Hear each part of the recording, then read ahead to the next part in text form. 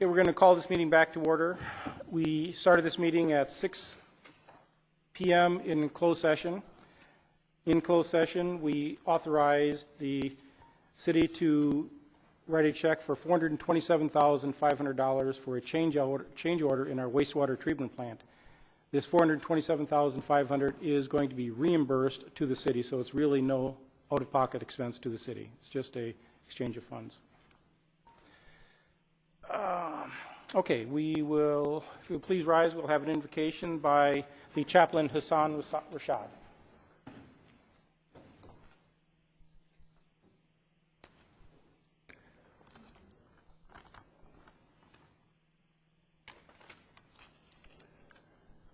Assalamu alaikum, shalom alaikum, peace be unto you, aho. We begin, our Creator, the merciful benefactor, the merciful Redeemer, who opens for all people a way to good conscience and a good life. Grant to this nation that Americans continue to live as a prosperous nation of many in one, and as a people of faith taking pride in human decency and industry and service. Let us pray that this great nation's 2 centuries of national life may inspire other nations to move towards social and economic justice for all. Grant that her big heart for charity, compassion, repentance, and mercy continue to beat strongly within all of us.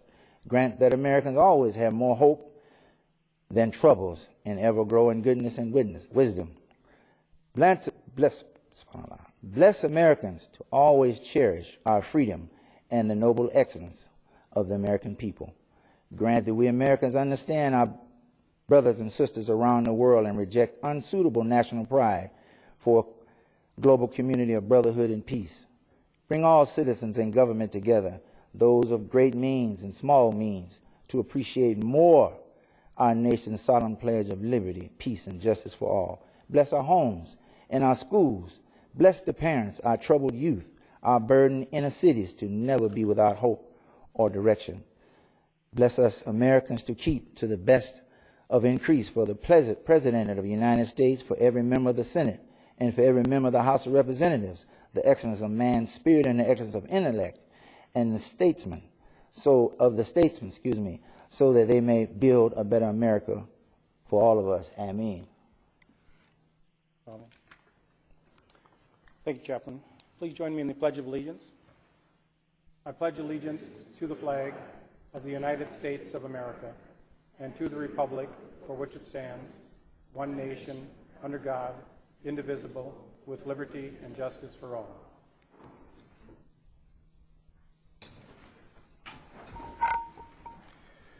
Okay, we'll now have a city administrator's report. Oh, you know what? We're going to skip something. There are presentations elsewhere were not presented, but we do have a presentation this evening. If the Turducken Dinner Group could come forward.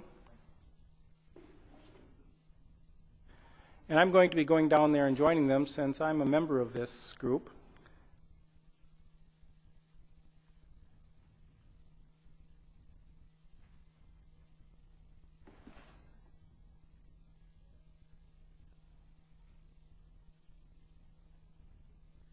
Hey, Molly, you want to come up?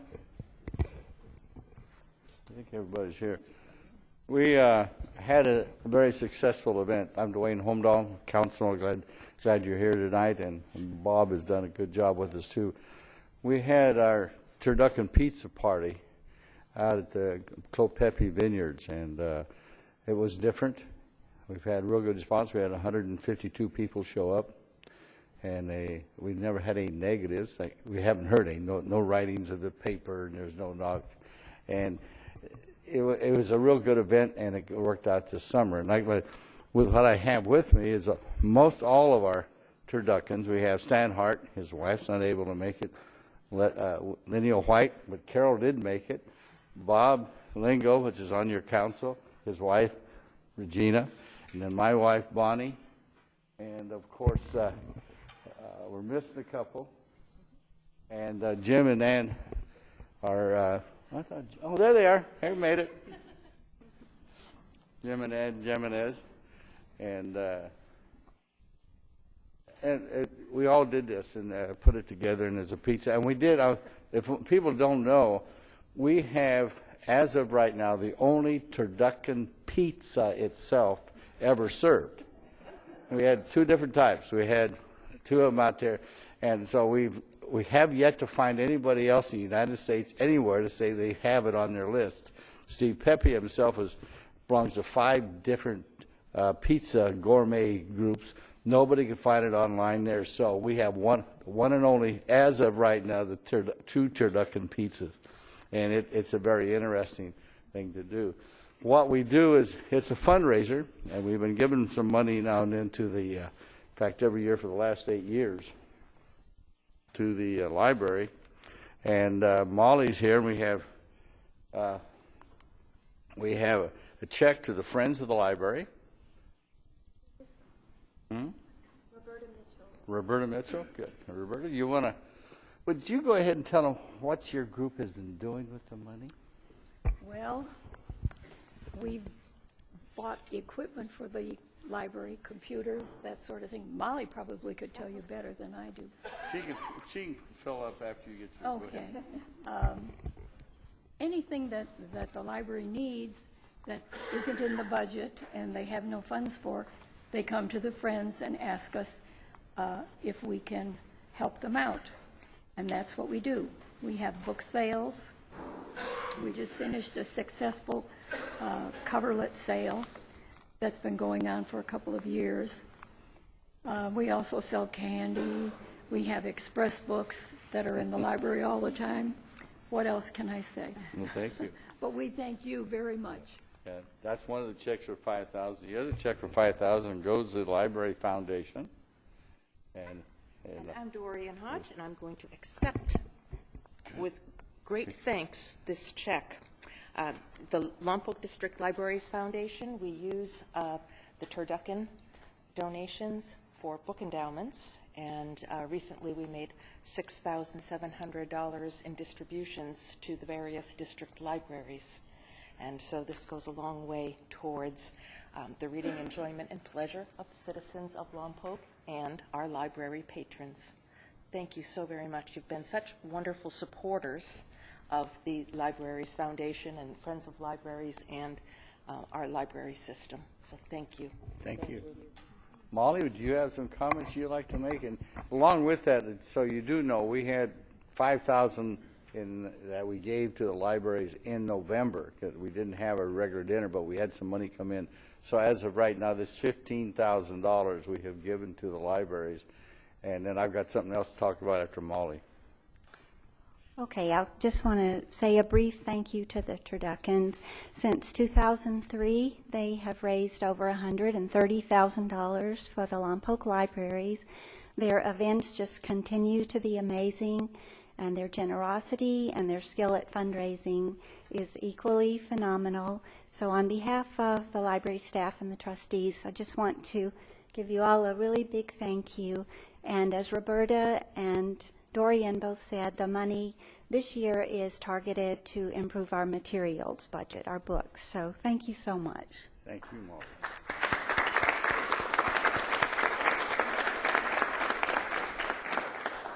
The other thing that we are doing, and any turducken go ahead and say something, we do have another fundraiser going on, and we will be drawing a raffle ticket November, the first Saturday in November. I believe it's the 4th. This is our normal black tie dinner. It won't be a black tie dinner.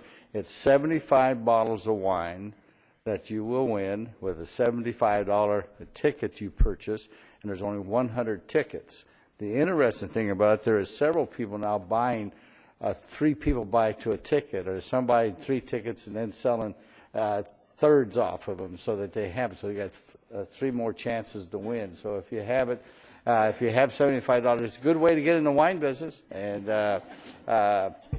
see, if you get it in November, you got Christmas presents coming out your ears that way too. But if you have anybody that wants to buy some tickets, and then Bob will sell them to you. He's here every other Tuesday. And he's supposed to be carrying tickets with him all the time. You right? Right here. Okay. But that's it. And that'll also go on there. So that'll put us pretty close to $20,000 for the 2 years in this, once this is done. Because there is no cost in this. All the wines have been donated. All 75 bottles of wine have been donated. So there's no cost. So when we give it away that night on the 4th of November, that's free and clear. So, turduckens, anybody wants to make a comment? Nope.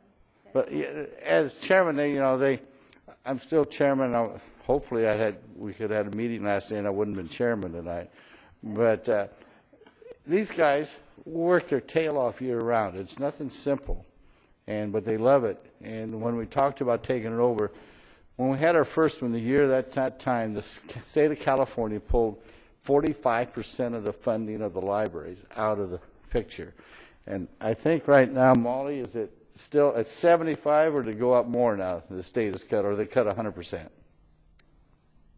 100%. So we started at 45%, now it's 100%. And that's why our group sticks strictly to the library.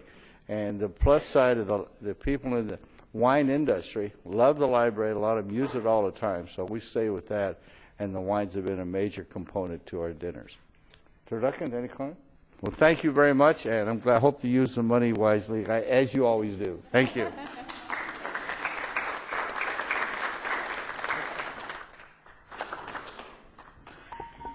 Dwayne, now I know why the council meetings lasted so long when you were up here. There you go. Okay, now we'll go to the city administrator's report.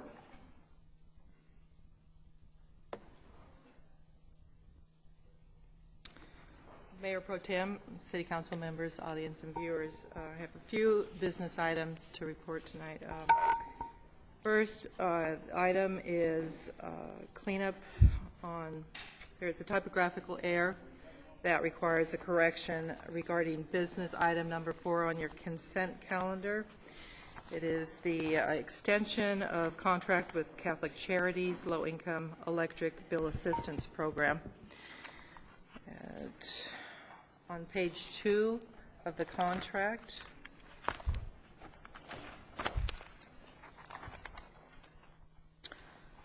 under section 3, term of contract, the second sentence reads, "This contract shall expire on May 31st, 2031, with the option to renew for another 24 months." And this sentence should read, "This contract shall expire on May 31st, 2013.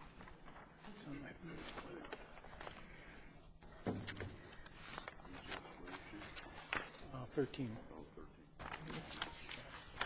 Then, Mr. Mayor, Pro Tem, and council members, tonight's council agenda includes 2 business items for council's approval, item 6 and item 7 on your consent calendar. The memorandum, item 6 is the memorandum of understanding with the employees represented by Teamsters Union Local 381. And item 7 is the unrepresented and management, supervisory, and confidential compensation plans. With council's action to approve tonight's consent calendar, these 2 business items will be ratified and are in line with the firefighters MOU, which City Council ratified at an earlier council meeting, providing for salary benefit adjustments and pension reform measures. I would also advise that the memorandum of understanding for the Lompoc Police Officer Association will be on the future council agenda on August 16th, and this will be for council's ratification. This MOU will also include salary benefit adjustments and pension reform measures in line with the ratified MOU of the firefighters, as well as the Teamsters MOU and the management, supervisory, confidential, and unrepresented compensation plans, making significant strides in good faith negotiations. Lastly, staff respectfully requests that council pull the new business items number 11 and item 12 off of tonight's council agenda. And that is all that I have tonight. Thank you. Yes. Okay. For pulling item number 12, I'd like to refer to the city attorney for some comments. Thank you, Chair. The reason that that item is being suggested to be pulled is because the purpose that it was on the agenda has actually been served. Vivint, the company, and their vendors have agreed to withdraw and have the city revoke the permits that were in question under this item. And so what I would like to do is have the council receive and file the letters that I put in front of you and acknowledge on the record that the permits will be revoked. And you may want to provide the public who may have come to discuss, just to let them know that they could talk if they want to, but because it's being revoked already, there isn't really any action the council is going to take other than that receive and file. Thank you. Is there anyone that would like to speak specifically about this item? If you came here this evening to speak specifically about item number 12. Yes.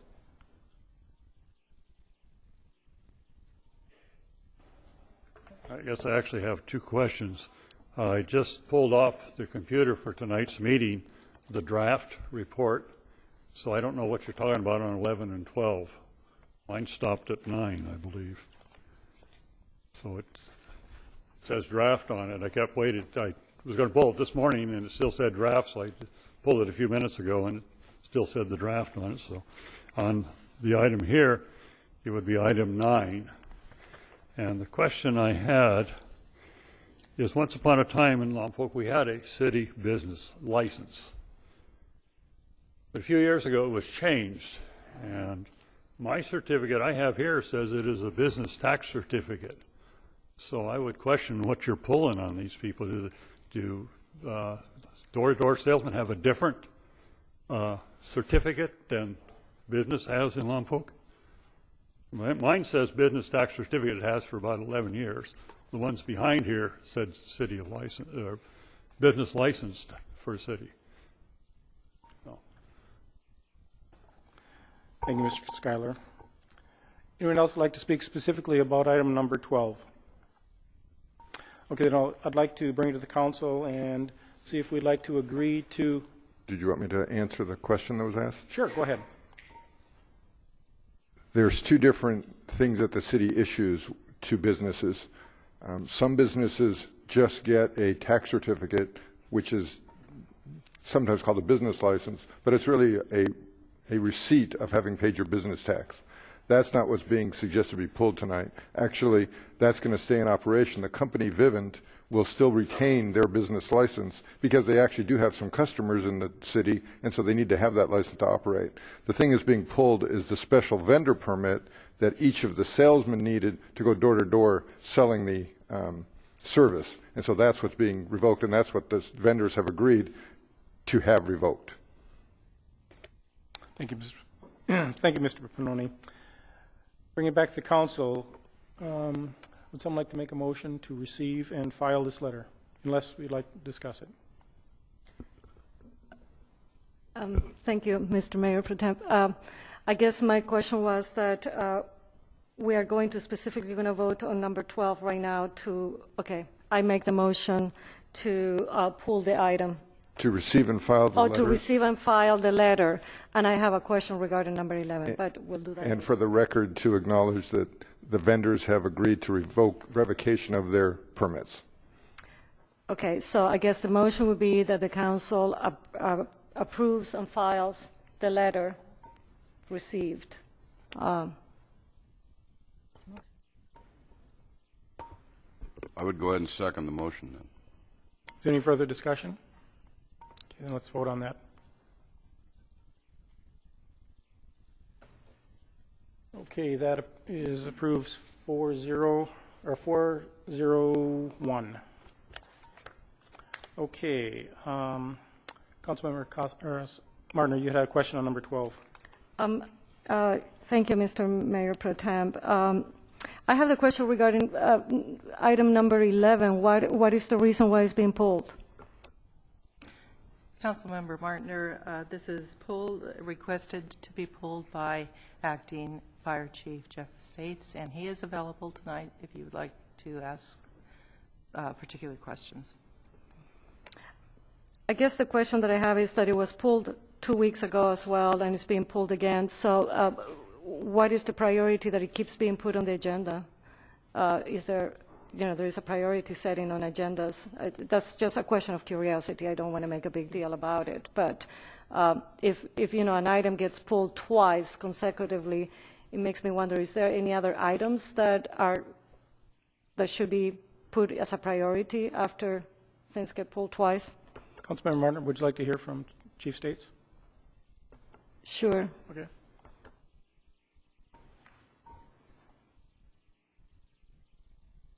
The first time we pulled it, that was my mistake because I've neglected to come up with an attachment that I thought I'd ask my secretary to do, plus the dates. There were some incorrect dates. That's why it was pulled. And tonight it's being pulled because there's an issue that the Fire Foundation has with the agreement. So that's the... Okay, thank you. We requested that to be pulled. Thank you. Any other questions on the pulled items? Okay. City Administrator, do you have anything else you'd like to report? No other items, Mr. Mayor Pro Tem. Okay. Any staff requests or announcements? No. Okay. Thank you. Then we will go to oral communications. This is your opportunity to speak on anything you'd like to speak about. If you would want to speak on something now or hold it till the time, that would be right. You'll have a maximum of 5 minutes.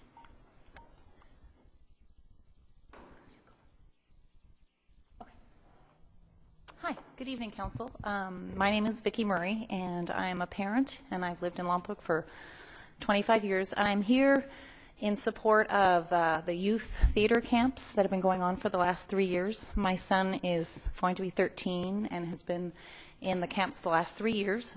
I'm not here because I'm worried that it's going to necessarily go away, but I just want to make sure that you understand how wonderful it has been. I'm a teacher in the school district, and of course the first thing to go are the arts, which is really quite sad. So that makes the youth theater camp even more important. It's been run wonderfully by the rec center, so I would hope that it continues. Lots of parent support. This year they had 40 students who signed up. Parents paid $300 each. Kids have been in this program for 3 weeks. It's a camp that goes from 9 to 1. And then we've had 3 performances last weekend, and we have some performances coming up. So I'd like to invite you to come. I have vouchers here. It's The Sound of Music, and it's students from high school all the way through 2nd grade. And they do an amazing job. And I guess I'm a little nervous. We even think this, I'm a teacher. But it's just, it's an amazing program, and the rec center is so supportive. The other night we had lighting problems where it was making a squeaking noise, and Joanne Plummer sent somebody out to get WD-40. Seems pretty silly on the scope of things, but honestly it was driving everybody crazy to hear the squeaking sound. So I just want to say the rec center has been awesome. The gals that run the program, Joyce Mayhew, she's amazing. She does an amazing job. Those kids come excited. My son has been, like I said, a huge benefactor of this. I invite you to come. So free tickets on us.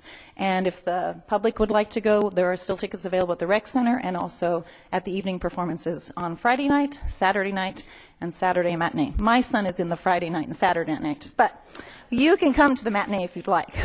So again, it's a great program. So I highly encourage, if down the road it is something that has to be cut, think very hard. And I know it's hard because there are lots of things that are important. But the parents in this community support it wholeheartedly. You have great parents in this community and great kids. So thank you. So I'm going to hand you guys each your voucher. So. Thank you, Ms. Murray. Thank you. Hope to see you there. Okay, thank you.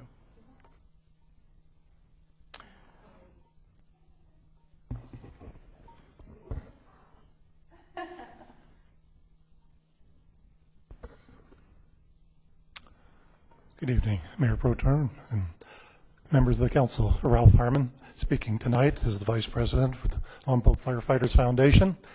And I just here to have the privilege of announcing that our last meeting, last Wednesday, through the Carol Harmon Memorial Scholarship Fund, we have awarded scholarships to 2 Lompoc Valley residents to attend the Fire Academy.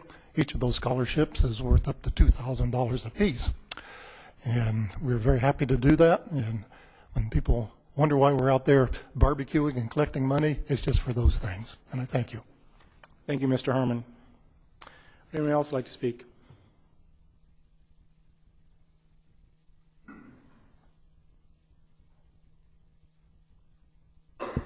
Members of the council, I'm Steve Bjork. My family owns a local restaurant in town, and I'm here tonight. Surprising as it may be for many of you, I'm wound up, okay? Anybody that knows me, I never get wound up, but I'm wound up about something, and I'm wound up about one of our local events, and I think there's a lot of trouble with it.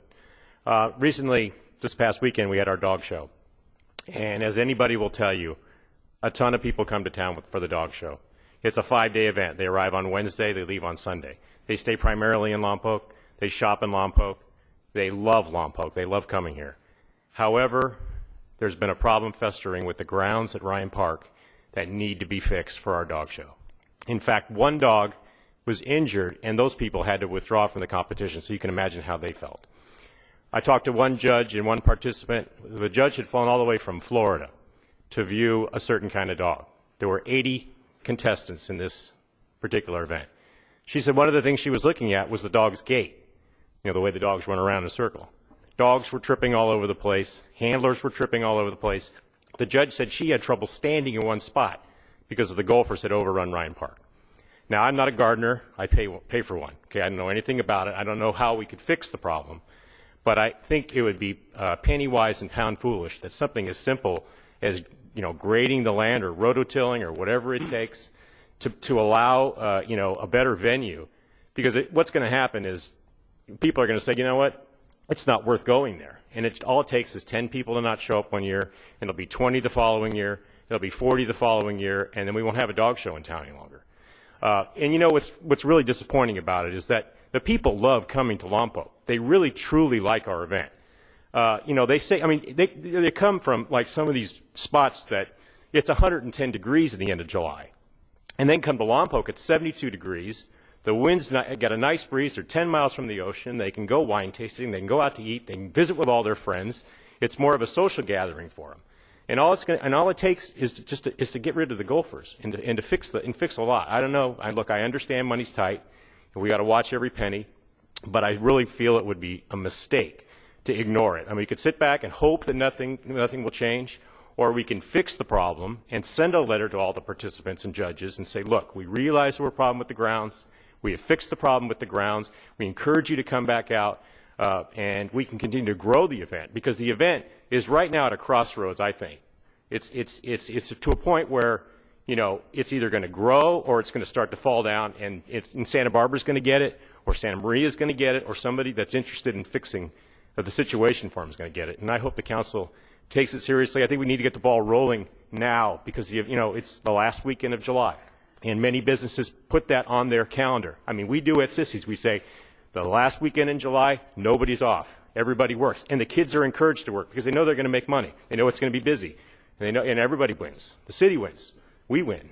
And I think it would be a loser to just ignore it. And I think we need to fix Ryan Park. Thank you. Thank you, Mr. Mayor. Steve, would you stay there for a second? City Administrator, do we have access to the contestants, or do you know how we can get that in case we do want to send a letter? Well, I'm not certain. I can check into it and try it. Steve, do you have? I imagine. Bo Pertner had an article this morning about it in the Lompoc Record, and he alluded. Pete DeSoto, who the organizer, alluded to the fact that the grounds were an issue. In fact, they were shoving plastic water bottles in the gopher holes. Okay, that's no way to fix a problem. Okay, and I imagine he has a list of all the competitors and judges and handlers, because they're the ones that invite. They have a judge coming from New Zealand next year. Okay, you know. It's pretty prestigious, and what people do is they look, and I mean, if you have a particular kind of dog, there are judges that have specialties, and they say, well, you know, God, I want my dog to be in front of this judge, so it encourages more people to come. But if the judge says I'm not going to come because it's ridiculous. Okay, thank you, Mr. York. Would anyone else like to speak?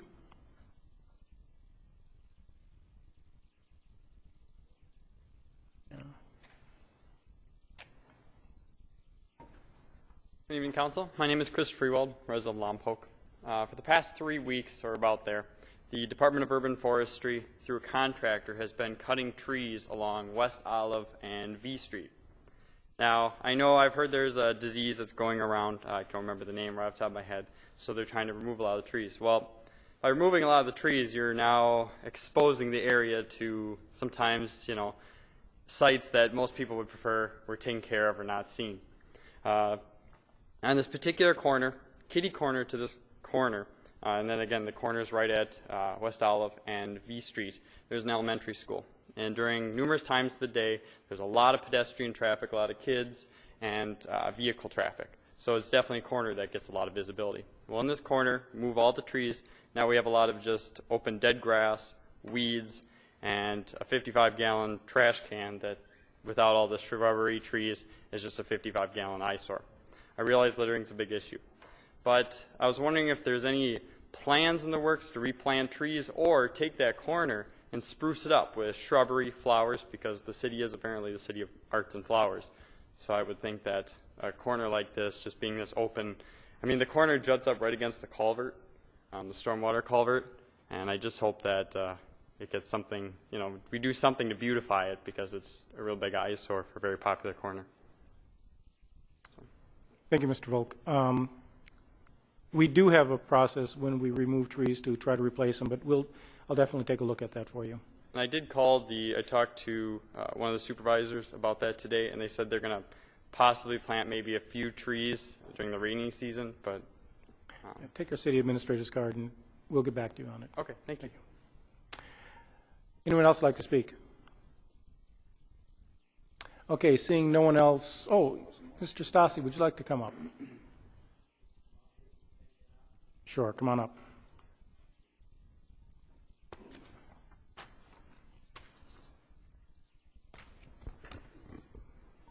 Good evening, council, staff, and visitors. Out in the foyer, we have some announcements about an open house that the Utilities Department is having August 7th, Sunday, from noon to 3. We'll have a facility open at our water treatment plant on East North Avenue, wastewater treatment plant on Central, and our electric substation, which is behind the water plant. We've got information on the website, and we'll be putting an article in the paper. So we'd like to invite everyone to come out and tour the electrical facilities on August 7th. Thank you. Thank you, Mr. Stasi. Anyone else? Okay, then we'll close oral communications and we'll bring it back to council. Any further discussion on the consent calendar?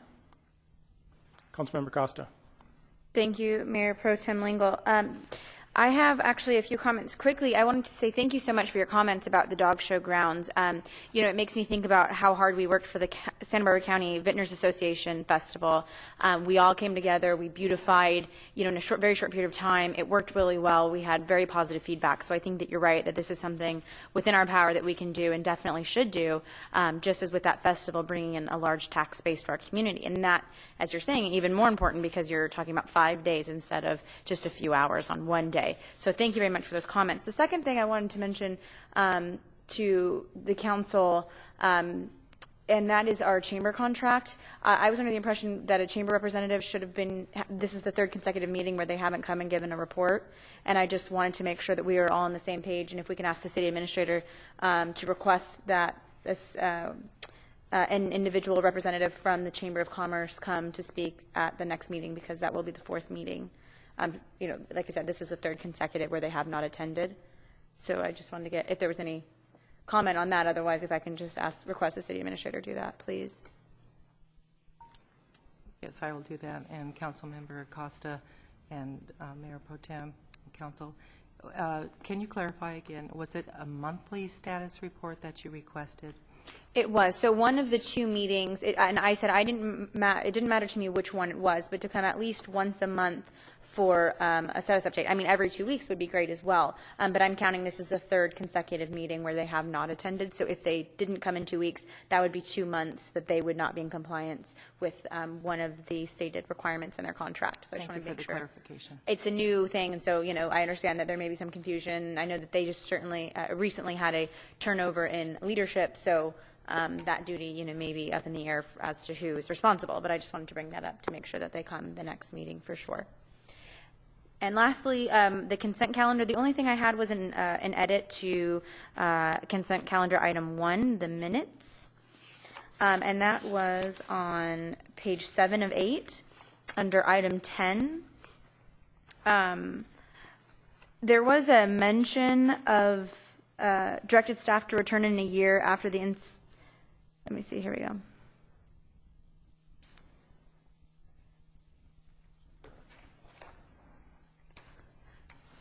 I just wanted to be sure that that was, the way that I read it, I just wanted to be sure that that was part of the action, that the 1 year was included in, to be reported in a year. Excuse me. Okay. I just wanted to be sure that that read clearly because I wasn't clear on that when I saw that.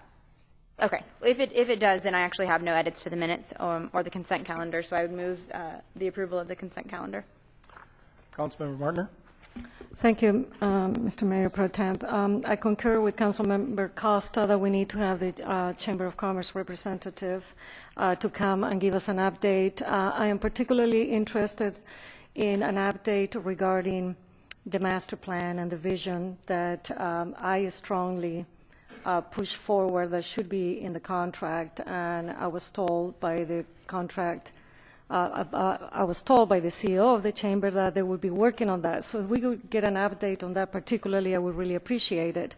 But there is also other local events that are going on in town that are part of the contract, and I would like to get an update. For example, the Old Town Market, and I'd like to know how is that going, and et cetera, that kind of thing.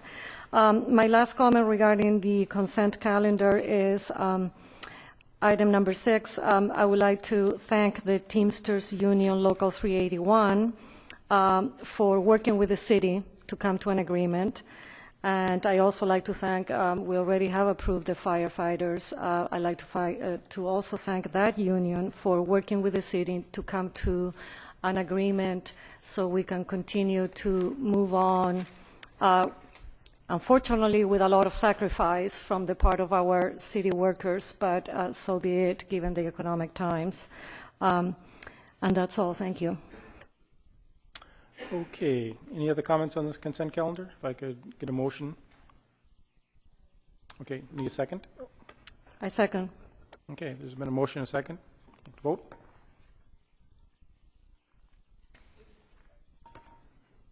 Vote again.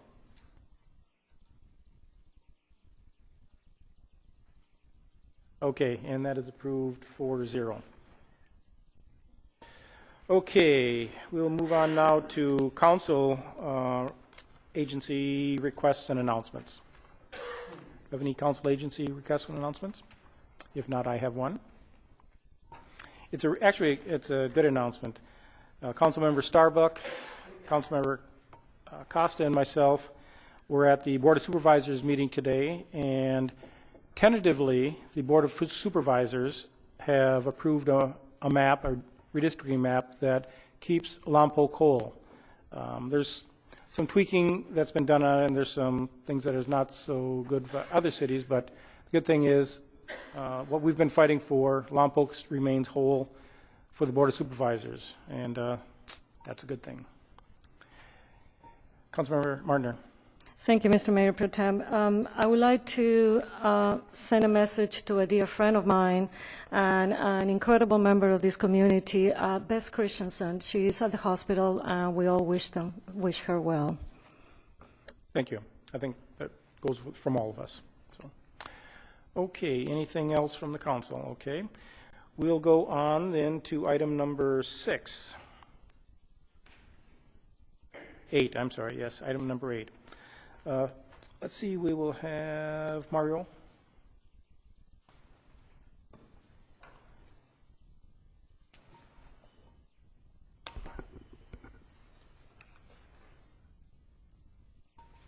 Okay.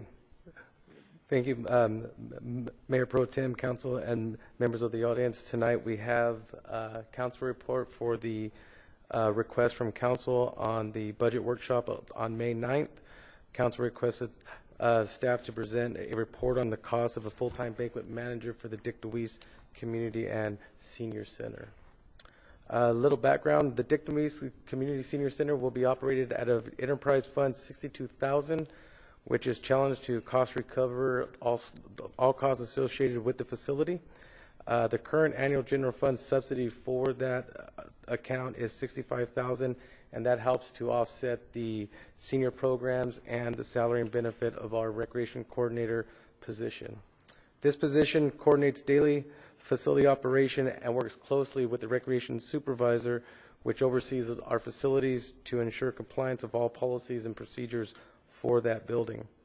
Attachment 1 in your staff report is a copy of Parks and Recreation Commission Resolution 05-1 that prioritizes our facility booking system and our programs. And as followed, that starts with our city-sponsored or co-sponsored programs used by community service clubs or organizations, nonprofit single-purpose interest groups, educational institution, other government agencies, and commercial and private use. And this ensures then that fairness is given throughout the community for all the citizens of Lompoc. The former Lompoc Valley Community Center was maximized weekdays and weekends, approximately 360 days a year, and during this time, all programs were offered for all ages. From 9 a.m. until 3 p.m. were basically our senior program hours during the week, and all other hours we operated programs and rental opportunities for the community. During this time, we had long-term rental agreements. 2 of those were with 2 local church organizations, and the other was with Community Action Commission, which provided the senior nutrition program. Another key element to our rental program was our banquet program, and then that incorporates, banquets are generic term, but that kind of incorporates our community fundraisers, our weddings, our reunions, so anything that's a major event would be considered a banquet rental.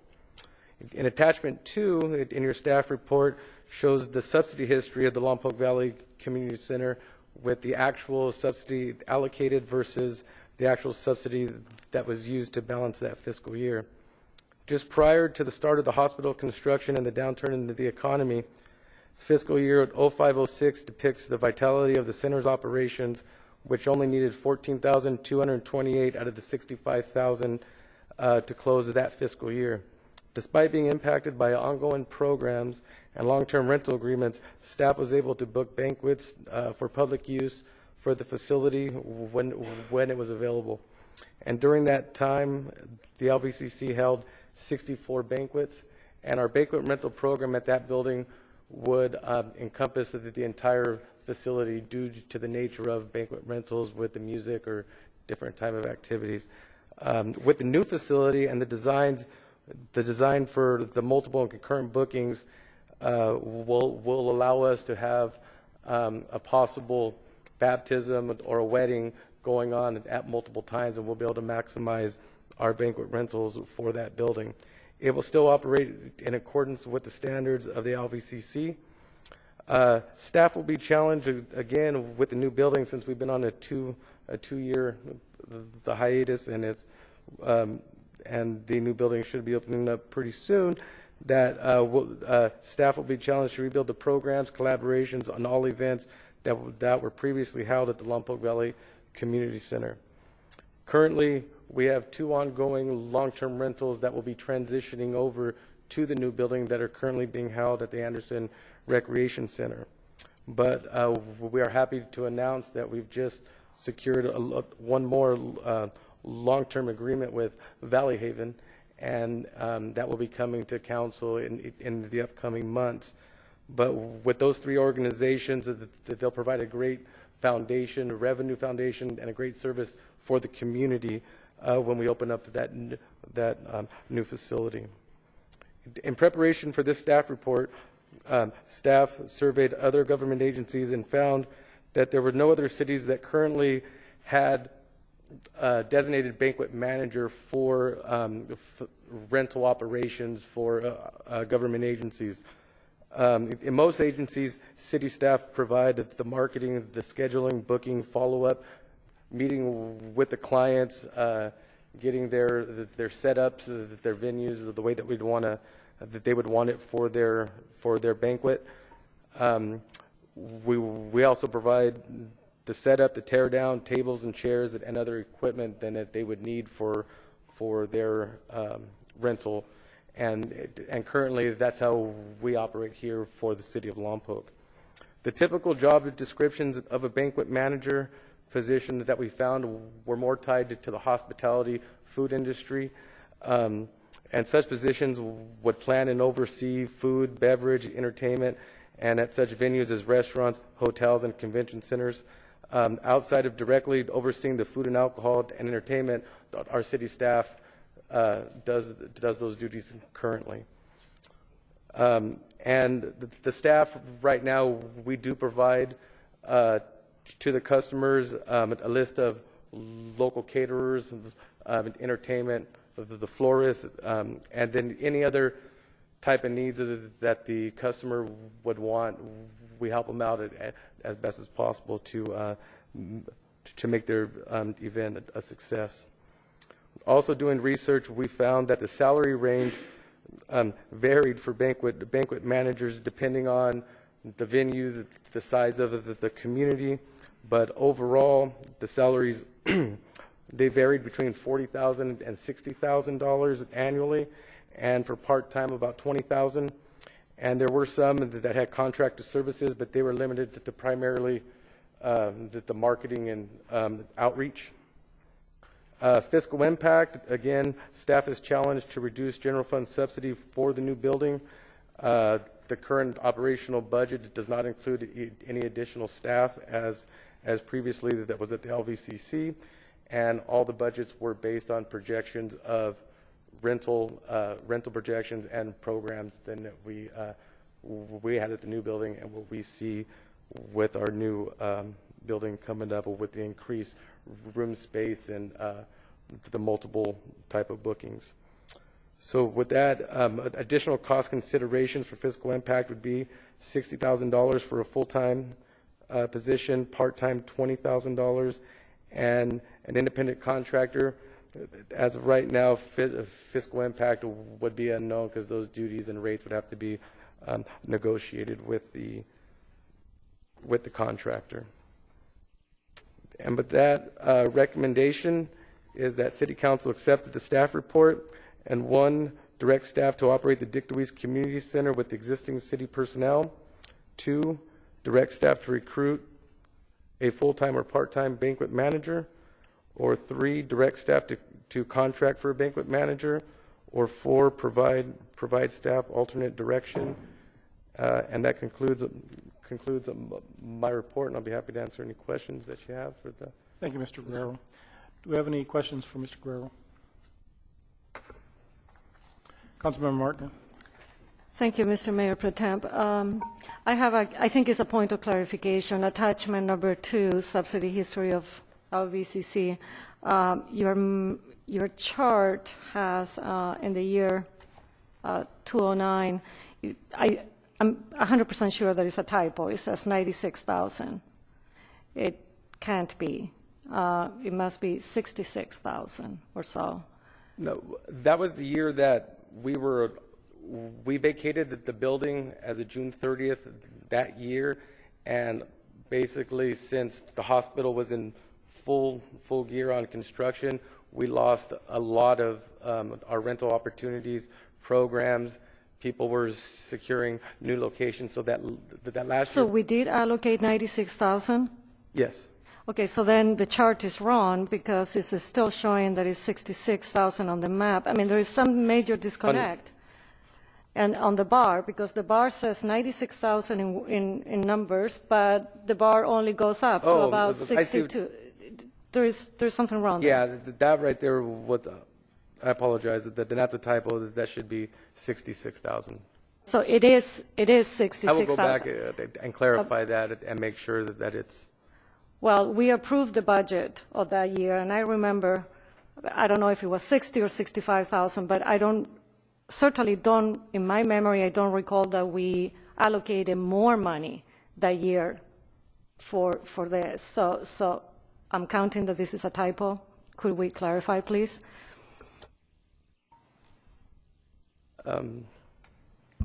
I would have to go back and check the managed system on that. Staff will verify that, but Councilmember Martiner, it's certain that looking at the bar, it's a typo. Yeah. Let's double check. Okay, not Thank a problem. you. Councilmember Costa. Thank you, Mayor Pro Tem Lingle. Actually, I have a question for City Administrator. Please correct me if I'm wrong. Is this what was suggested by Mayor Lynn? That's what I remember, and that's my one concern. Did he give anybody his official opinion or any response to that? Just knowing that he was the one that brought this up, I would hate to make the decision without him here. I understand he's not, so we may be forced to do that. But I just wanted to bring that up as one of my concerns and see if he had given you any information before he left on his trip. Thank you.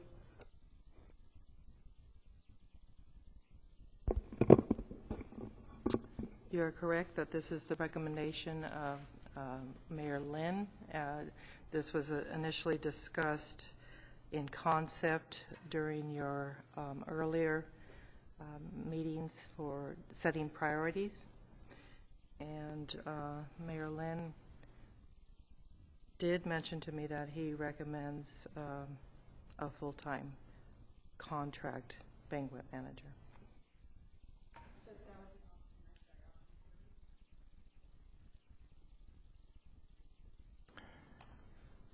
There would be two. There would be. No, full-time.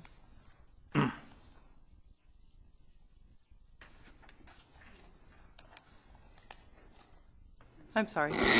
It looks like it is recommendation 3. Okay. So just to keep in mind that that was Mayor Lynn's suggestion, was number 3. Thank you. Councilmember Martiner. I guess my further question is Mayor Lynn okay with us making the decision here and him not casting a vote? Is he aware that this item is on the agenda tonight? That's the point, I guess. Yes, he is aware that. Okay, thank you. Thank you. Anything else from the council for Mr. Guerrero? Okay, then we'll open up to public comment. Seeing no one rise, we'll bring it back to council. Councilmember Starbuck. Thank you, Mayor Pro Tem. I'm not big on the growth of government, and I can tell you that I've had a lot of dealings with recreation when they were at the old community center. I've got total faith that you guys should be able to manage this new one. You have a performance goal here of maintaining that you need to raise $65,000. I assume that you'll be able to pull this off. I think there's going to be some early learning and growth that has to happen, but if it can't be done, then it should probably be discussed hiring somebody, but currently I don't think I could support hiring a new position in recreation. Councilmember Costa. Thank you, Mayor Pro Tem Lingle. So this is, I thought about this, and usually it's tough for me because in most cases, I believe an upfront cost with long-term investment is worth it. I mean, that's really what we're looking at here. You know, this is an upfront cost. What's the long-term investment?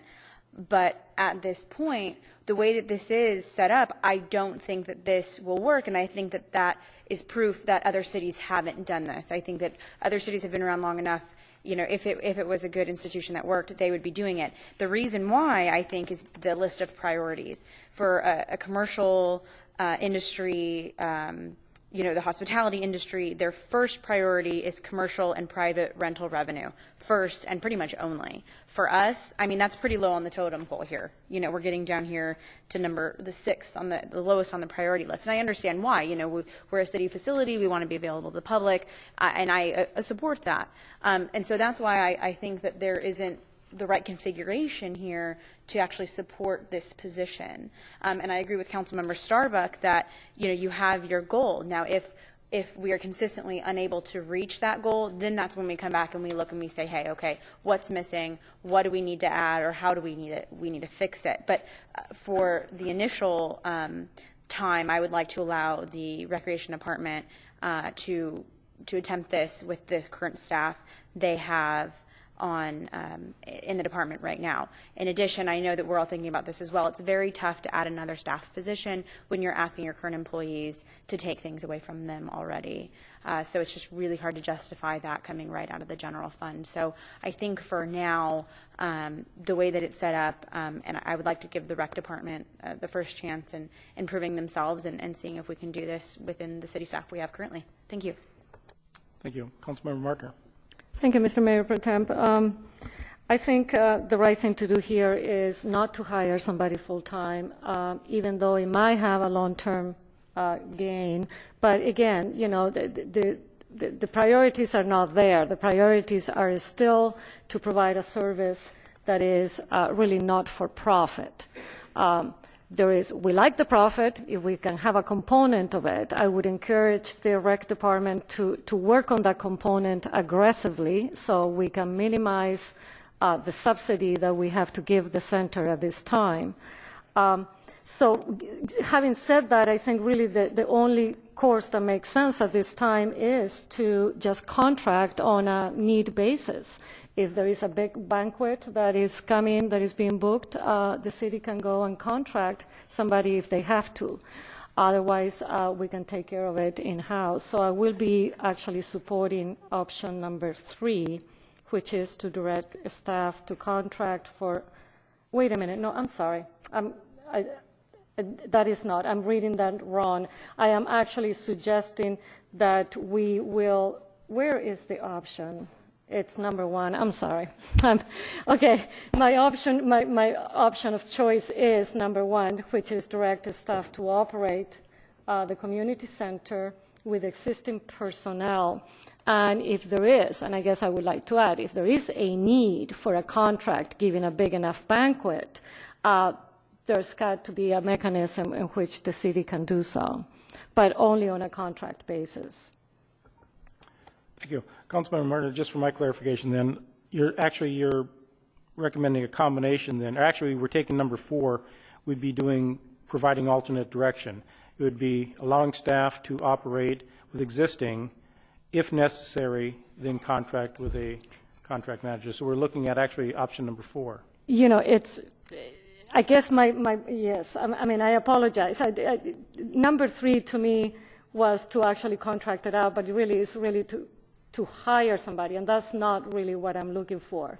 But I would like to have a mechanism in which the city can contract a caterer if there is a big enough event and they cannot accommodate it. I don't like to be able to lose the potential for bringing the revenue if the revenue comes and knock on your door. That's the point. Okay. So if we can work in some way where the city staff operates the center, but if there is a big enough event and they cannot accommodate it, to go and contract it out for that event only. Councilmember Costa. Thank you, Mayor Pro Tem Lingle. Councilmember Martner, I think I understand your opinion on that, and I think that I'm looking at it a little bit differently, which is where our side of it is more going to be the scheduling and then the outreach and the marketing to get that scheduling going. Beyond that, any other services that actually take place will be the customer or the organization's responsibility to contract or to pay for. That's how I'm seeing it. But if we can get a little bit of clarification, because there may need, I want to keep that mechanism available, as you're saying. If we have a month where it's like insane and we need somebody's help, I want to be able to do that as well. Thank you. For clarification, Councilmember Martner, Councilmember Acosta's perception is accurate. At this time, when we work with different groups that come in, they're either providing their own food service, their own entertainment, et cetera, et cetera. However, if they need assistance, we provide a referral program. We have not gotten into the actual catering business or whatnot. However, your comment, we do reserve it. If a group comes to us and says, we want to book your facility, we want to house X number of people for a family function, but we don't want to do anything about it, we do have the opportunity to work with them, to bring a caterer in, to work with them regarding their entertainment or whatever it might be. So currently our staff has that ability, but that's very rare for us to have to deal with. but we have the opportunity. The thing is, like mentioned, though, if we get very, very busy, which can happen, especially, and we hope that's the case with the new center, your concept of utilizing a contract person on a case-by-case basis is a reality. Councilmember Costa. Thank you, Mayor Pro Tem Lingle. And this is bringing up actually something else I'm thinking about that I mentioned before, which, and I think that Mayor Lynn was concerned about this as well, because during the budget workshop he mentioned this. And a lot of, I think, what he wanted out of this position and what I think that will be an additional duty for staff is a lot more marketing and outreach for this. I mean, that's the one thing that without hiring somebody, it's unfortunate you're going to have another item on your plate, and I hate to spread you too thin, but I really think that that is the key, because I think once they're coming to us, that's a little easier. We're scheduling, we're staying in communication. That's, maybe we'll contract out with somebody if we need some help, but it's really about making sure we're getting those clients to reserve, and pay for the use of the facility. So that would be my one concern. And that, again, if you're running up to an issue where you say, we're just not having a successful time doing this, I'm okay as well with on a temporary basis contracting out with, maybe it's a marketing firm then, or maybe it's somebody who does banquets who's boots on the ground for an entire quarter, and they're they have a certain goal to meet, and they have to get X amount of people signed up, or groups or events signed up for the facility, and I'm okay with that as well. So I think keeping the mechanism in place for those two things are very important, but I also wanted to emphasize that because I think that that's going to be the biggest challenge, but also what will bring in that revenue for the new community and senior center. Thank you. Councilmember Martner. Thank you, Mr. Mayor Pro Tem. It is a new facility. It's going to cost more money. I mean, we really need to find a mechanism by which we can promote it and bring more revenue. I mean, that's really the bottom line. And I'm here hesitating because we're really not changing anything. We're just keeping the status quo. Status quo, and my question is status quo enough to run this facility that is going to require more revenue? That's really the bottom line. It will require more revenue because we cannot afford to bring more monies from the general fund to run this facility. So I want to put something in place that assure me that we're doing a little bit more than just a status quo, because we need to bring the money in. And unfortunately, I don't have a good, clear vision of what is that extra thing that we need to do with no money. Okay, that's the problem. I cannot invest any money on this, but I'm asking a return. And, can you help us here? Can you, as, the department head, say something to the effect, I'm going to make some change in my department, my staff is going to have a different priority, or something that tells me that we're going to try to work aggressively to bring some revenue? Councilmember Martner, actually staff has been refocused already as we prepare for the opening of this new facility. Our facility management not only takes care of the Anderson Recreation Center, the Civic Auditorium, but also the new facility will be taking on a very aggressive manner. Currently, we already are in dialogue with the Chamber of Commerce, for example, to take their resource to best benefit us in what they currently do. We're also taking an approach to not only talk about our long-term rentals, but also those on a case-by-case basis, whether it's an annual event, and we're working on that approach right now to get groups to come to us so they have a place that they can book. However, coming back to staffing, and I really think that's the point you're looking at, our facility management person will be taking a very aggressive approach to that. There's more time dedicated for that person just to do that so that we can actually do marketing outreach. Thank you. Okay. City Administrator, in the current budget, the subsidy out of the general fund is still $65,000? That is correct. Okay. So we have not raised that at all? No, we have not. Okay. And remind me, where did Parks and Recreation end up in the rearrangement? Is that? Parks will be consolidated with Public Works, and Recreation will report to Administration. Okay, there's still reporting to administration. At one time, we had talked about the Economic Development Director, but that is not. That has not been determined at this time. Okay. Councilmember Martner. Excuse me.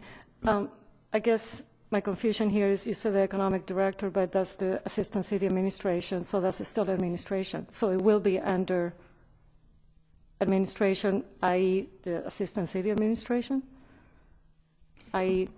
the economic development director? While that hasn't been specifically delineated, council at the budget hearing said in the meantime the recreation division will report to administration, city administrator. In the future we'll look at that, and there's a possibility that the recreation division will report directly to the economic development director, assistant city administrator. The reason why I ask that is, I know we're putting an awful lot of hope and goals on this person, so I'm hoping that that person can bring some wisdom into how to market that facility as well. Because our goal really needs to be, we'd like to eventually eliminate any subsidies. I realize that's really long term, but with our aquatic center, the subsidy out of that, now this new community center, I can only see the subsidy going up on that if we don't really aggressively market that. So we're going to be depending upon you a lot to make sure that that's marketed. I'm just like Councilmember Martin, I'm really torn on this. I wish we had some money to hire someone. I really believe we need someone to market this for us. Yet we've just laid off people. We've cut their salaries, and now to hire a person, it's a tough one right now. But I do like the idea of possibly leaving it with the staff, having them use the option of contracting out a banquet manager if they get it. I think you're going to get some larger events. I mean, I believe, with the size of this facility, the multi-purpose rooms, I believe you're going to have some larger weddings, some proms, whatever there. So if we have the ability to market it out or contract it out, that'll be great. So, okay. We already had public comment on this, didn't we? Councilmember Martner. I'm ready to present a motion if the council is ready. Go ahead. I would like to move that we go with option 1, direct the staff to operate the Dick DeWeese Community and Senior Center with the 16 existing city personnel and the additional threat to excessively market as much as possible the facility and look for alternative mechanisms to bring revenue, with an option of contracting if that need arises. So to have really the liberty to contract out if it pencils out, of course. I'll second. Okay. Any discussion?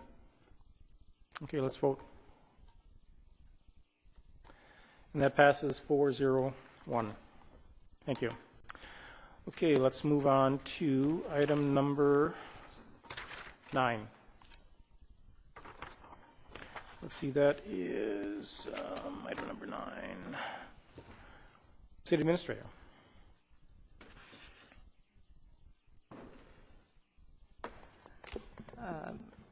Mayor Pro Tem, I'm going to defer to City Attorney Joe Pannoni for this report. Okay.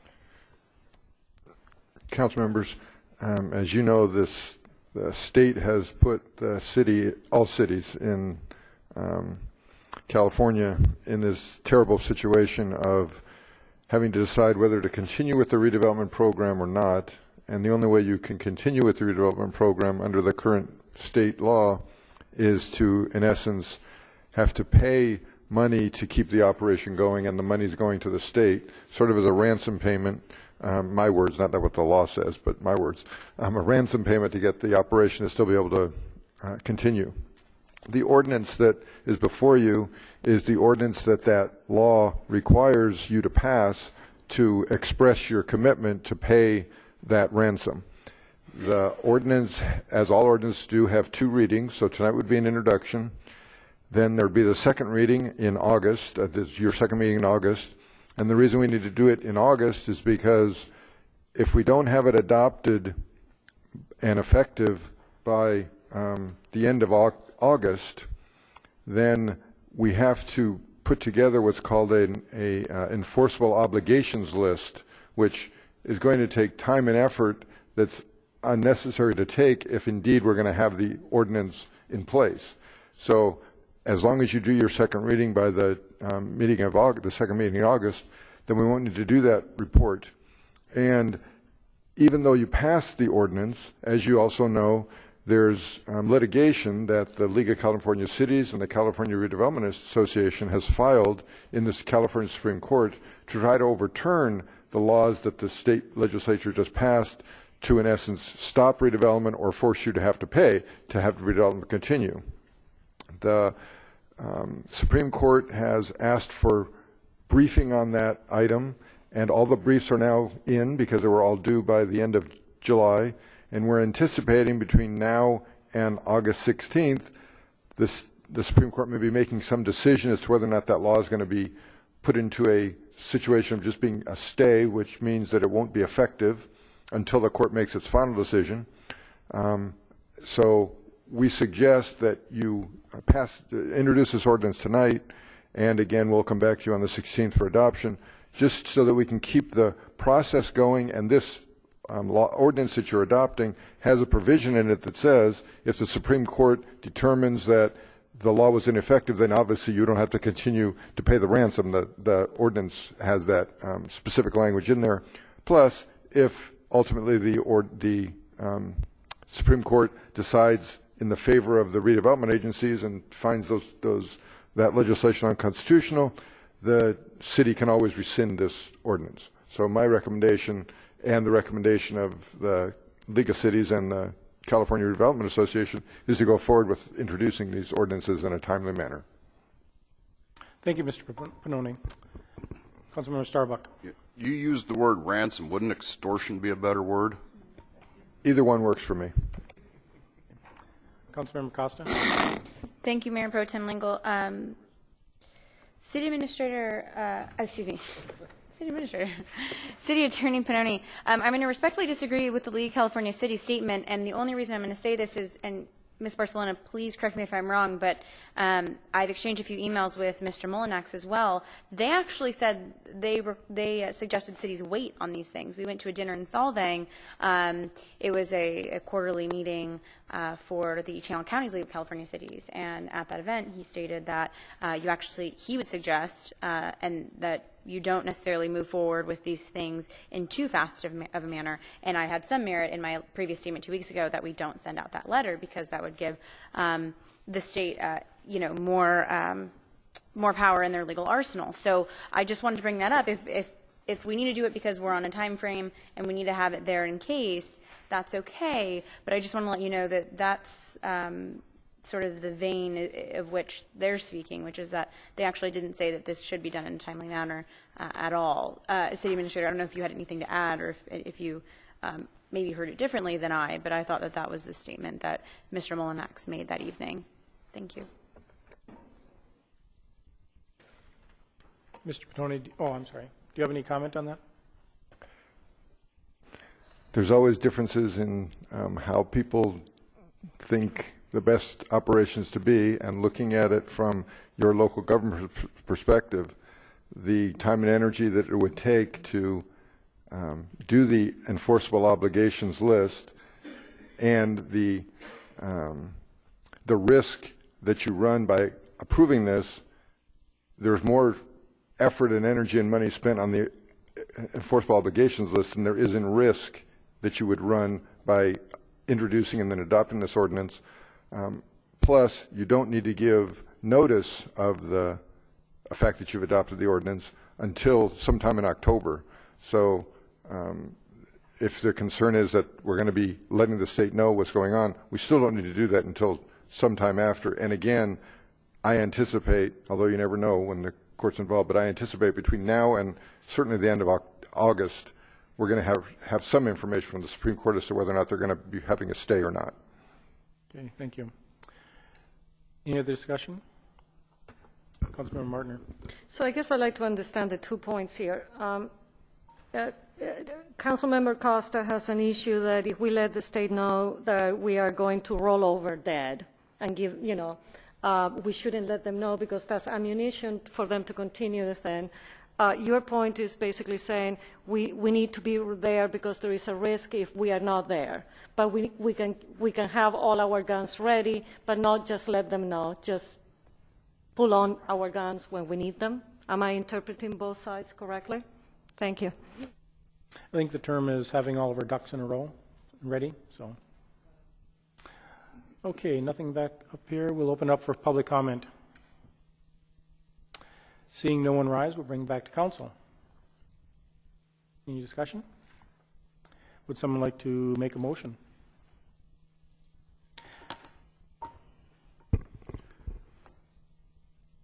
Oh, Councilmember Starbuck. Thank you. Since you're pointing at your... You.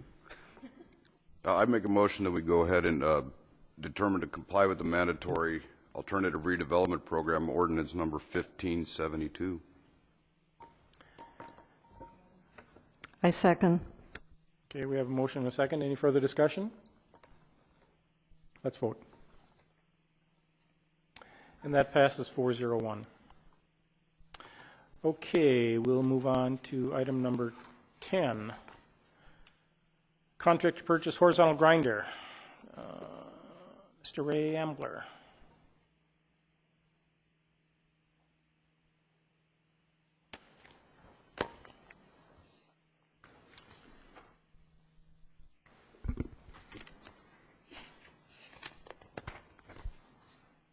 Good evening, Mayor Pro Tem Lingo and members of the City Council. Agenda item 10 asks you to approve a budgeted scheduled replacement for a horizontal wood grinder. I want to start with a correction on the first page of the staff report. The temporary replacement rental cost should have read $55,958 for a 4-month rental in 3 sections. I apologize for that misstatement.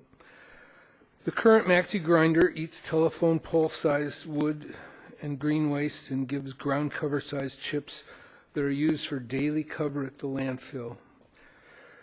Replacing equipment is a decision process that involves the department, in this case solid waste, the fleet department, and the finance department. The fleet department tracks information on the grinder and other equipment, including annual maintenance, repair, and cost trends, and anticipated issues such as requirements for new air pollution equipment or diesel particulate traps. Itemizing the rental costs, in January 2006, the rental cost during repair was for $19,978 for 2 months rental. In July 2006, the rental cost during repair for 40 operating hours was $17,000 in addition to the repair order cost that month. In August 2008, the rental cost during the repair for 40 operating hours was $18,980 in addition to the repair order costs. In the last 2 years, August 2009, there have been 30 repair orders totaling $42,245 on the existing grinder for labor and materials only.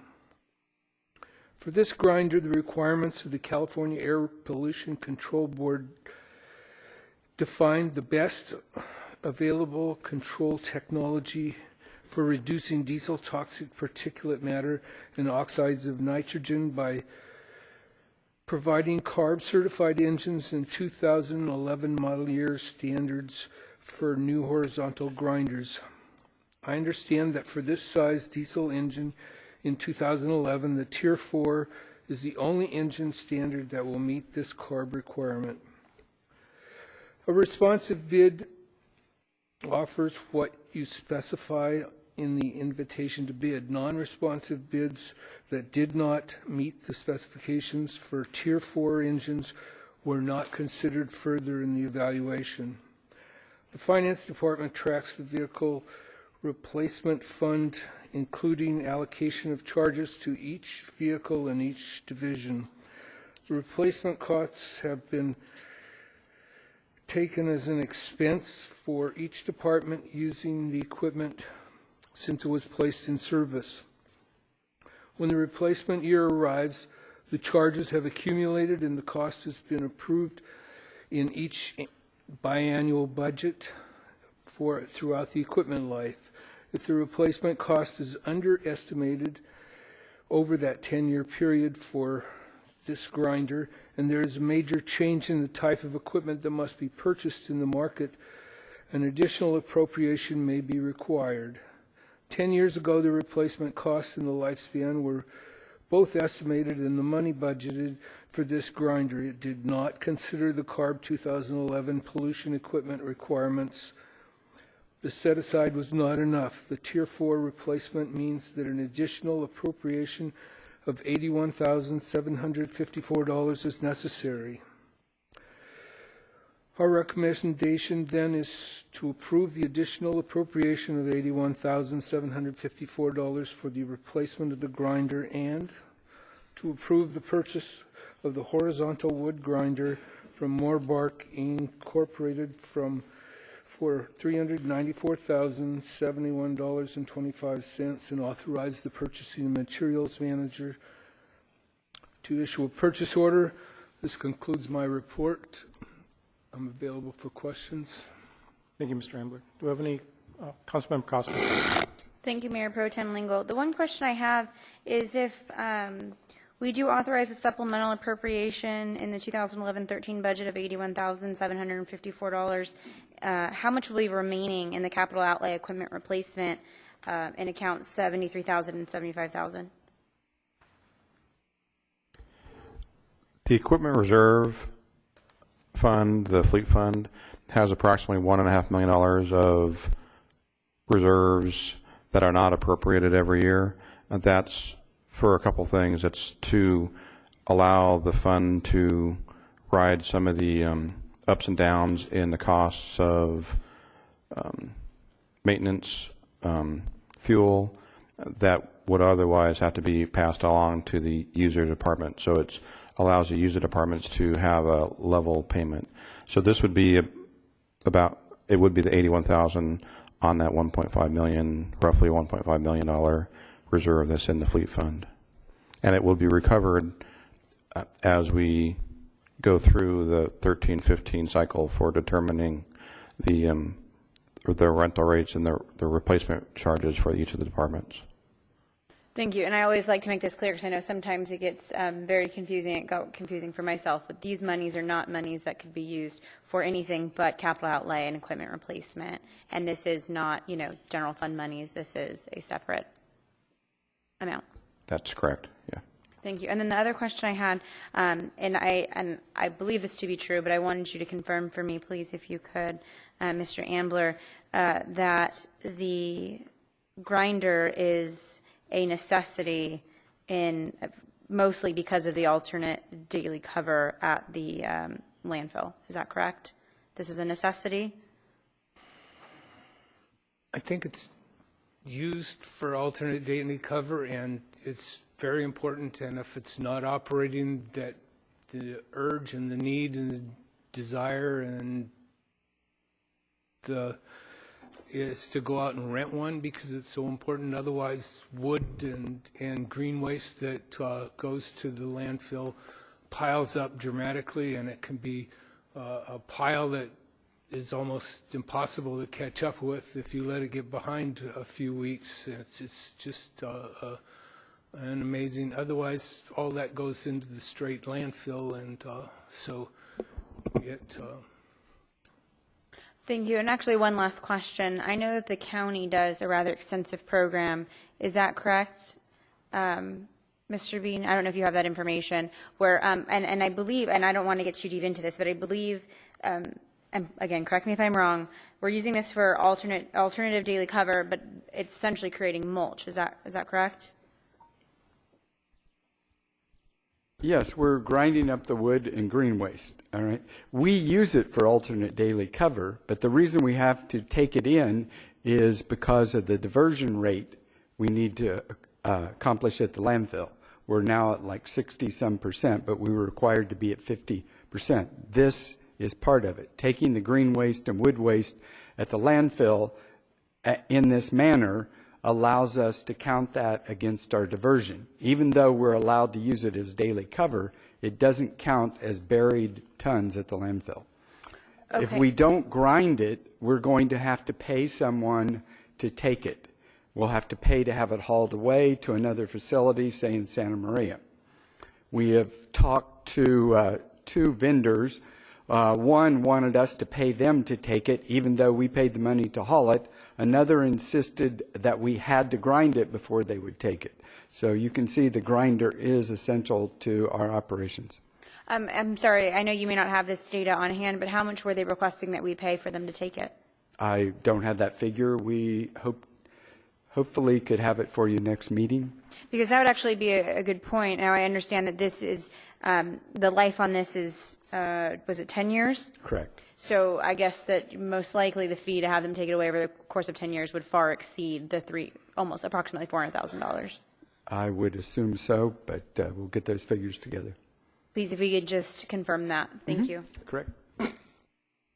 Councilmember Starbuck. Yeah, I'd tell you, if I had a bulldozer, I could make mulch out of that, I think. But I'm really concerned because, you know, we pay money at the dump, the landfill. We turn around now. Taxpayers are gonna pay for another grinder. We're not allowing people to go up there and pick up the excess mulch anymore. This whole thing, I mean, in my mind, I see a brush truck, other things, which I know the funds are different, but is this really that necessary that we grind all this waste? We can't just lay it up on here? Does it have to be mulched ground?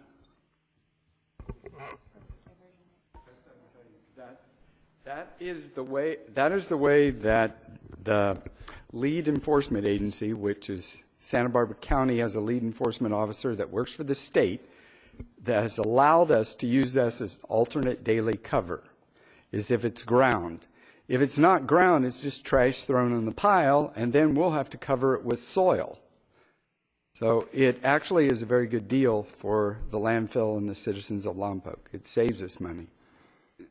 But it's the same thing, whether it's ground up or mashed in. I'm really confused with this, Larry. I mean, it's an awful lot of money. I know I don't know. I'm just kind of. Well, I believe you, in my opinion, you're thinking of it as some brush that you cut off the bushes in your yard. But sometimes this is, Ray said, a pole nearly as big as a telephone pole. Right. It's 2x4s, et cetera. Woods from the fence. You throw that up on the landfill pile. When they come inspect it, they say, this is trash. You have to cover it. And that is the reason we grind it. If we don't grind it, it won't count as alternate daily cover. You know, but here all the same, you know, we're trying to reduce methane, hydrogen sulfide emissions and all this. And now we're putting material into the landfill that causes these gases as an alternate cover. I mean, why don't we use dirt every day then? Because we only have so much soil. Correct. So, all right. We could start buying dirt. There's nothing that's free at the landfill. Councilmember Costa. Thank you, Mayor Pro Tem Lingle. So what's the consequence if you don't use it as alternative daily cover? Is that the increased use of dirt? Apparently. We'll have to increase the use of dirt as daily cover, which is somewhat a waste. We will have to pay to dispose of this material in some other manner. We'll have to haul. Well, you're not going to get away with burning it. Well, but I thought the argument was that we could dispose of it at our own landfill. Then it won't count as diversion. You're correct. We could haul all the green waste in town up to our landfill and bury it. And then what would that take us down to on the diversion? I don't have those calculations, but I'm sure it'd be pretty hard to make the 50% if we took all our green waste and buried it. Right, but that's sort of tough without knowing. We said we're at around 60%. Correct. We only have to be at 50%. So if the diversion would decrease by 10% and we're still meeting it, and we don't have to spend almost $400,000, that makes a big difference to me. Well, my caution that I would give you in that, thinking along those lines, is right now the state is looking at a mandatory 75% diversion. And in fact, there are some that want something in the range of 90 to 98% diversion. So I don't think this would be a good point in time to go backwards in that manner. Okay, thank you. Councilmember Martner. Thank you, Mr. Mayor Pro Tem. If we were to bury this stuff, we're actually decreasing the lifetime of the facility. Correct. So we're kind of shooting ourselves in the foot, in a way. Long term. Correct. So what's the problem? If we got to spend the money to keep this thing 50 years alive, and not spend millions and millions of dollars of building another one, it's kind of, I don't. Yes, it's just part of an operational cost almost for the long-term usage of the facility, unless I'm wrong. You're correct. You're explaining it very well. Thank you. I just like giving Larry a hard time sometimes. Thank you. When I read this, I had the same concerns that Councilmember Starbuck has. It's a lot of money to put a bunch of tree branches in the landfill until actually discussing the Dick DeWeese Community Center tonight. We complimented our staff on doing a good job, and we're going to put a lot of trust in them in continuing to do a good job. Our landfill has been recognized statewide, I believe nationally, for the good job that our staff is doing at the landfill. They seem to know what they're doing. I certainly wouldn't want to argue the point with them that this is not necessary. I believe it is necessary based on what I'm hearing tonight. And because they have been nationally, is it nationally or statewide recognized, this thing? It's a lot of recognition for the way we operate this landfill. Statewide. So I think they're doing a good job. And if we've had this thing and it's costing us more than it would be to replace it, I'd be in favor of going ahead and awarding the contract. Do we have public comment on this? Okay, we open up public comment.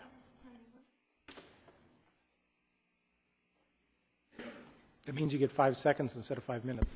Mary Saladino, Lompoc citizen. I'm just listening to your comments here. And not long ago, the sanitation department sent out their little regular trash information. And on there, it tells you that any citizen can ask for those chips to put around their own home to keep the soil in moisture, the moisture inside the soil, and to spruce up the way the area looks. And I said, well, where do you find this? And she said, well, when we discover a place where it's been dumped, we can call you. Just leave the phone number. So they called me not long after that and told me I could go out to the end of A Street just before you get to the riverbed, and they have it dumped all along there, and anybody can come and pick it up. First come, first serve, and you can put it in your yard. And so by grinding it, the only other choice besides grinding it would be burying it or burning it, and we know we don't burn things anymore. And when you bury it, that fills up your landfill, and then you have to find another place to dump stuff. So I would be in favor of grinding, and it seems like it benefits everyone. It preserves the space in our landfill, and it's a benefit to the citizens that want to pick it up and put it in areas around their yard. And it's free. How can you beat that? Thank you. Thank you, Ms. Saladino. Any other public? Will Schuyler, Lompoc, Mayor Pro Tem and Council. Kind of interesting. It's almost like you're looking at this as a brand new piece of equipment. This is actually will be the third grinder that I'm aware of that we've bought up there. The first one was a pallet grinder and carpet shredder, and then the current grinder that we have. you know, think of it as a business aspect. You're spending 42 grand a year keeping that thing going. What are you going to spend the next year, 10 years on it versus what you can replace the machine with? Something I think maybe the council's not really getting is that we could take a brush pile maybe the size of this room and reduce it, you know, 20 or 30% down to what it is now. So you go up the landfill, you see that great big green pile, and think of that much day or week going to the landfill versus something maybe a 30th that size that goes up and used for the daily cover. And Larry Bean's very correct. There's not that much soil left up there, and if you buy soil, I think it's about $16 a ton delivered right now. So I don't know what it takes a night to cover that landfill. You know, we do have to cover it every night with certain types of material, and then on the weekend, because we're closed on the weekend, or at least the upper part of it, that has to be done with, I believe, 4 inches of soil. And that's where all our soil going, is keeping it going for the weekend. So, I mean, I don't see what really the resentment or the argument is against it. It's a piece of equipment that was put in. It's got a 10-year life. It does a marvelous job. And Larry Bean was telling you also that the diversion rate, you know, you'd be taking up this room full, or, you know, 14 bags, 30-gallon trash can. Well, the equivalent for your diversion is you diverted the biggest part of that mass, which you'd have to put back in the equation now if you don't grind it. And I don't think you want to go there. Thank you very much. Thank you, Mr. Schuyler. Anyone else?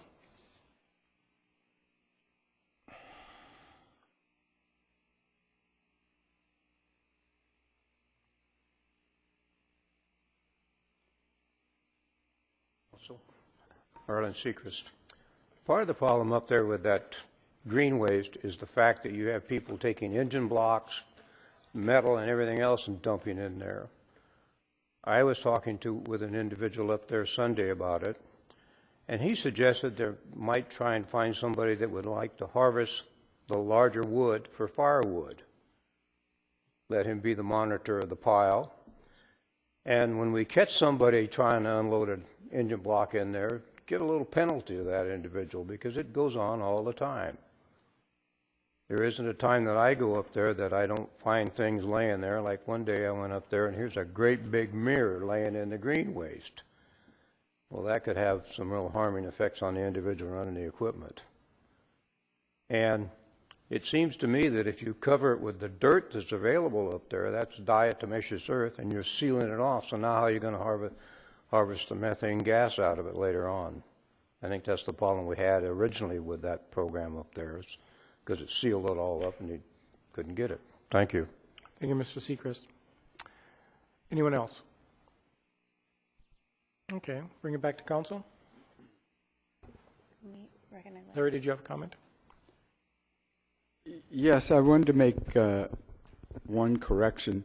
The material that this lady was referring to is actually from urban forestry, when they're cutting down tree branches and they chip it up with their chippers. We don't allow any of the material from the landfill to be taken and put around your house, because we can't guarantee it doesn't have toxic materials or poisons, or for that matter, termites in it. So, yeah, or mirrors, I guess. So what is available is from urban forestry, and when they dump it. Thank you. Thank you for that clarification. Councilmember Costa. Thank you, Mayor Pro Tem Lingle. You know, I have no resentment for this at all. You know, I started off saying that, you know, I understand that this is a necessity. And after, you know, I just think that it's part of my duties to really analyze what I'm given and understand the information. And that's why I asked so many darn questions. Sorry about that. But with that, I would like to move that council approve the award of a contract to purchase a horizontal wood grinder from Moorbark Inc. of Wynn, Michigan, in the amount of $394,071.25, and authorize the purchasing and materials manager to issue a purchase order. Thank you. I second. Okay. Are there any comments? I'd like to just have one more question.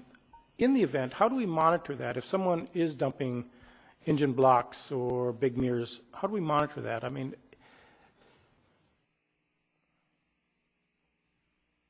we have landfill coordinators that are working on the pile and at the green pile, and they're moving around, and if they catch someone they will tell them to move it someplace else. But we don't have a fine or any kind of arrest ability for that. Okay. But we do try to monitor it. It has to be picked up to be put in the grinder, so there's someone with a front-end loader doing that, and hopefully we don't miss too many items that would ruin the grinder. I'm assuming an engine block would. I would assume that an engine block wouldn't be picked up by the front-end loader. Okay, good. But, Okay, so we'd probably not get that. Okay. Thank you, Mr. Bean. That new Tier 4 diesel will handle it. Okay, no more comments. Let's vote. And that passes 401. Okay, we're moving right along. We're going to see number 11 and 12 have been pulled. 11 and 12 have been pulled. Okay, that brings us back to written communications. Do we have any written communications? No written communications.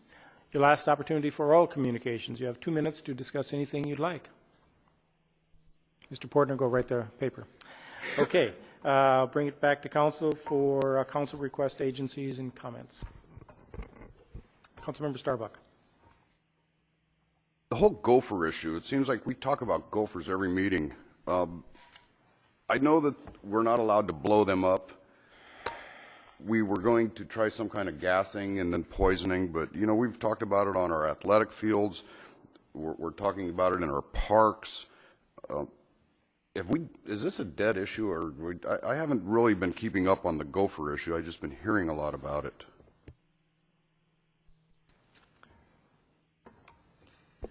I guess what I could say about the verminator is that we're watching state legislation, and there is a bill that we're watching to see what the results are. That would, yes. I have been advised by parks that they're using an alternative approach with owls, nesting owls, and hopefully that will be a successful program, as the nesting owls then go after the gophers. Yeah, I agree. We have to become more aggressive on this, because it's going to end up, if we lose the dog show, that's, I believe, one of our largest events of the year. We cannot afford to start costing the city money. So I believe we need to become very aggressive on this. So, can we fill the holes with mulch? Councilmember Costa. Thank you, Mayor Pro Tem Lingle. 3 things. First, I just wanted to give a big thanks to everybody who came out to the Locals Day in the Wine Ghetto. It was a very successful event. We sold 222 passports. And those are individual sales. They got to taste at 11 different wineries, but most of them stuck to about 5 or 6, because after that you can't really walk straight. So everybody was very, very safe. There was a lot of taxis that were picking everybody up, so it was a very good time. And I think most importantly, there was a lot of people there who said, I've never been here before. I'm so excited. I'm going to come back. I'm going to bring my family and my friends. So we're really hoping that that went well. And a special thanks especially to Halama Wines. They really, Clinton really headed up a lot of that, and he worked very hard on behalf of the entire Wine Ghetto, so I wanted to give him a big thanks. I also just wanted to say that I did some training with the Lompoc Fire Department yesterday. We got a presentation by the gas company on gas leaks and how they handle that, because they continually always do training. It's never ending as a firefighter. And we also went out to the airport, and I got to watch them chop apart some cars, which was really intense, but also really cool. So that was fun. My last thing is actually a request of council. Mayor Lynn and I will be, he'll be the voting member and I'll be the alternate at the League of California Cities Conference taking place in San Francisco in September. We're running into the same issue where I would need to be in San Francisco at about 9 a.m. on Wednesday morning, and we have a council meeting the night before. Not recently, but the city administrator has notified me that in previous years we've been able to cancel that meeting before to allow the 2 members to travel with sufficient time to get there. I know how much of a hassle it was to get up there for the new mayor, new council member conference, and so I was just asking if it's a possibility, since 2 of us will be gone, or need to be there the next morning, if we could cancel that one meeting in September. Or if you felt necessary reschedule, I wouldn't mind, although that may be difficult with the city clerk to just organize and schedule everything. But just something to ask of you. Thank you. Councilmember Martner. Thank you, Mr. Mayor Pro Tem. I would like to go back to the gopher issue. I'm sure the cities deal with this within the law. So is there any request that I can make that we actually look, there are commercial soccer fields out there that have gopher issues and they deal with it in some way. So why can we not do it? I mean, this is not a problem that is unique to Lompoc. It's a problem that is widespread in California and other states. There's got to be something else besides the poison, and there's got to be something else besides the nested owls that will take a long time. I know vineyards do that kind of stuff, but there's got to be something else that is actively done to keep soccer fields, usable, whether it's just traps with some staff member that goes and gets the gophers out of the holes, whatever. The point is there's got to be a way to do this, and I really would like to get the city staff, aggressively looking into it, particularly in Ryan Park. So I hope that the council sort of backs me up on this, and let's just really almost mandate the city staff to deal with it. And I'm sure that there is a legal way to do it, that won't require a lot of money since it's been done elsewhere. Councilmember Martner, you're going to make that a council request? Yes, I mean, it doesn't need to be agendized. Well, I think I'll second it if you'd like to make it a council request that staff comes back with recommendations and to actively take care of the gopher issues on Ryan Park as the top priority, and then assess whether there are other public parks that need to be, dealt with. I'll second that, and I'll also, Ryan Park, absolutely, but I think we all got an email this week from a citizen recommending that we turn our new soccer fields into a BMX park because it's not being used for soccer because it's so dangerous. I think all of our parks need to be looked at, and if we can come up with a solution with your council request of eradicating the gophers throughout the city, I think it's something we should look forward to. So I'll second your request. And we'll need a third. You said all of Lompoc, but all of the city of Lompoc parks. City of Lompoc yes, parks. Not right.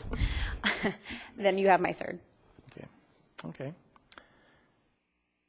don't have to vote on that. No. Okay. Sorry. Go ahead.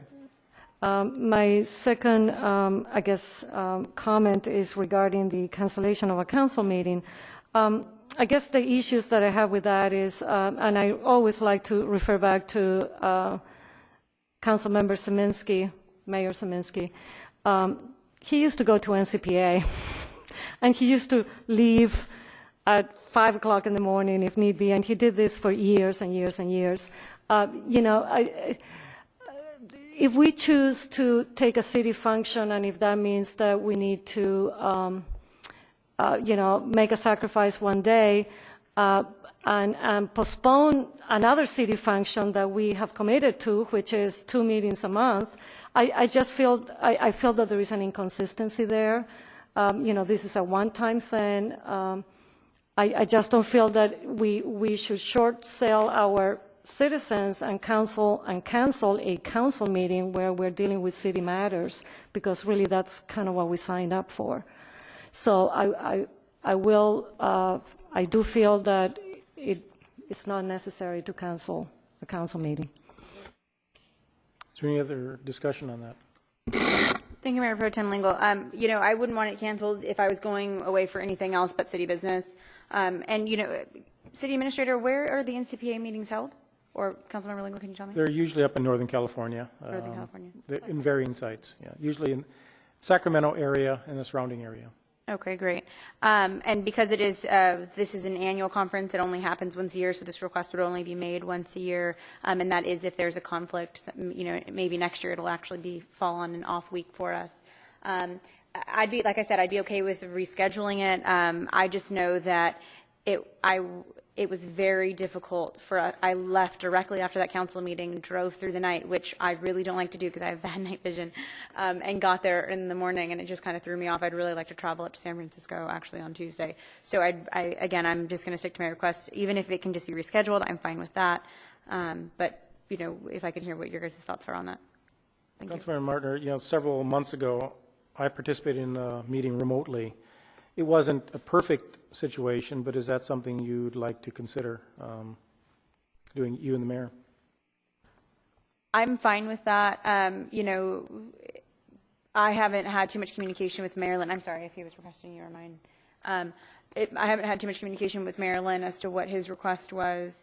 But technically, if we're both there, we could have, you know, our hotel room open, and both of us sit in one hotel room and have a phone. I'm more comfortable with that. But I would like to defer to city administrator and just get her opinion on if that's okay, and what's been done in the past and what she would suggest in this case.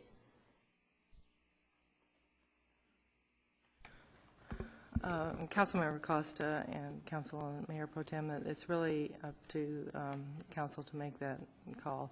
But yes, I will confirm that in the past there have been some council meetings that have been canceled for requests for traveling arrangements. Councilmember Starbuck, do you want to voice in on this? Well, you know, I think that it would be a time that we could take care of a lot of very routine type business and make it a very short meeting, possibly too. You know, we don't have to get into a very heavy agenda on it, but I think that the consistency part may be kind of important too. So. Councilmember Martiner. I would like to reinstate that I think we owe the public our 2 meetings a month.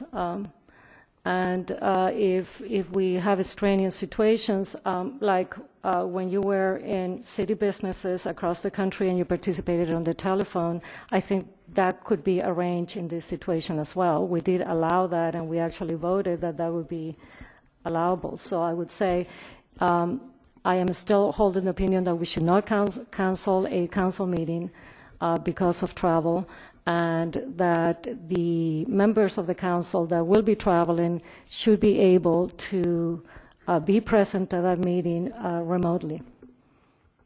You know, Councilmember Costa, I have to agree with Councilmember Martiner. We have the technology right now. We may as well utilize it.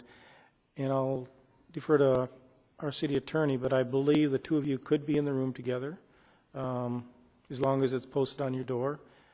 So you'd have just one connection. And it's not an ideal situation. Maybe we need to start working on, if this happens more often, we go to visit my office or office on my PC or something like that.